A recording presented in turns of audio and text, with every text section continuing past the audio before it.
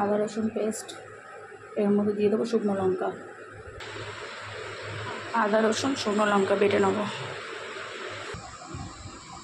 আদা রসুন শুকনো লঙ্কা পেস্ট, পরিমাণ মতন জিরের গুঁড়ো, হলুদ গুঁড়ো, লঙ্কার গুঁড়ো, দিয়ে দেবো নুন আর সর্ষের তেল আর ধনের গুঁড়ো, দিয়ে দিলাম আমি পরিমাণ মতন সর্ষের তেল,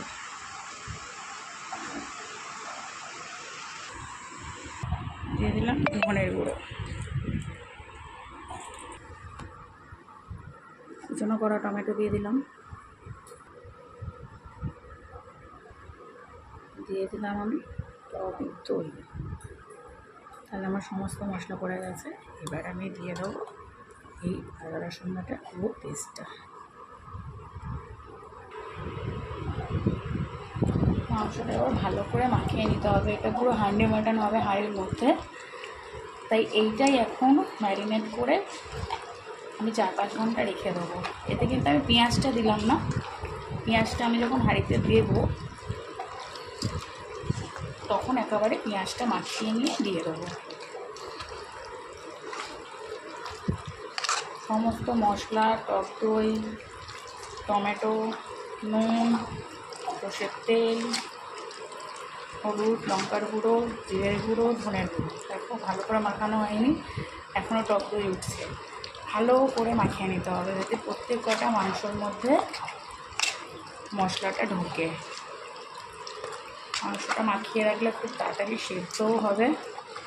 এখানে আমার 1.5 কিলো মাংস আছে, তাই আমি 1.5 কিলো মাংসতে পরিমাণ মতন আমার যতটা লাগবে, যতটা চাল আমি খাই ঠিক সেরকমই দিয়েছি।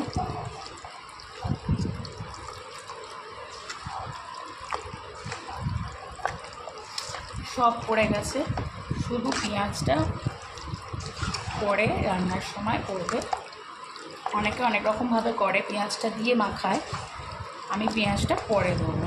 এইটাভাবে পুরো মশলা দিয়ে মাখিয়ে ঢাকা দিয়ে 5-6 ঘন্টা মতন আমি রেখে দেবো।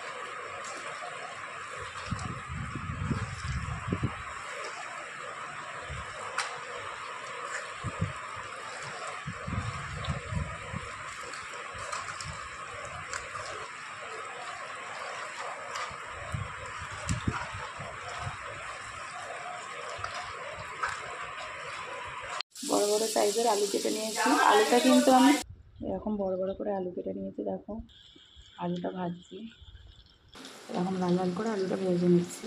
আলুটা কিন্তু আমি মাটির কড়াই, মাটির হাঁড়িতে যেটা আমি মাংসটা করবো সেটাই করবো না, আলুটা আমি আলাদা করে ভেজে নিচ্ছি। দেখুন মাটির হাঁড়ি আমি বসিয়ে নিয়েছি, আমি গ্যাসেই করছি হান্ডি মাটন। এবার আমি তেল গরম করব। দেখো দিয়ে দিয়েছি আমি সর্ষের তেল। এবার আমি গোটা গরম মশলা ফোড়ন দেবো। তেল দেখো খুব ভালোভাবে গরম হয়ে উঠেছে, বোঝা যাচ্ছে। এবার আমি এতে দিয়ে দেবো গরম মশলাগুলো। দিয়ে দিচ্ছি আমি তেলের মধ্যে সমস্ত গোটা গরম মশলা।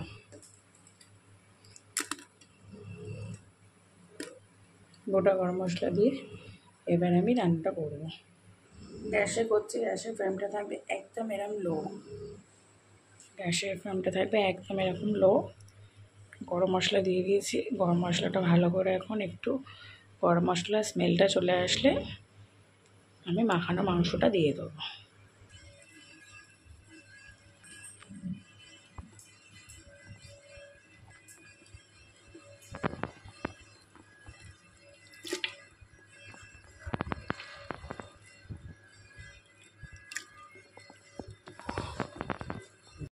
মাটনটা দিয়েছি, আধ ঘন্টা কিন্তু হয়ে গেছে। আধ ঘন্টা হওয়ার পরও এখনও ঠিক এইভাবে মাটনটা আমার হচ্ছে।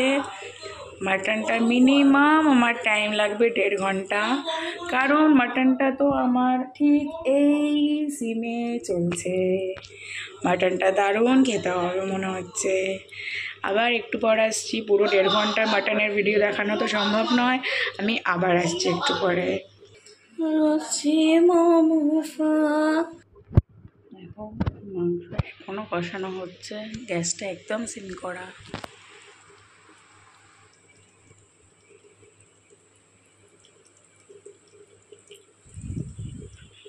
দারুণ স্বাদের একটা হ্যান্ডি মাটন। করতে অনেকটাই সময় নেবে, মাটনটা থেকে অনেকটা জল বেরিয়েছে দেখো। এখনও প্রায় 1.5-2 ঘন্টা হবে মাটনটা।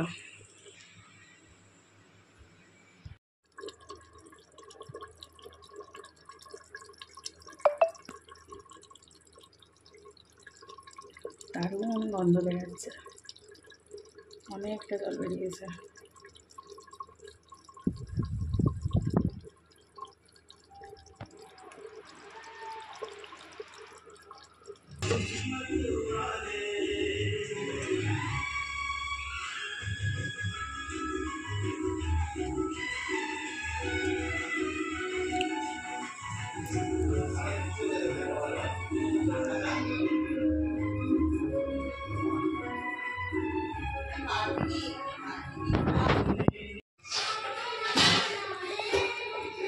মাটির হাঁড়ি আমার মাটন তৈরি হয়ে গেছে।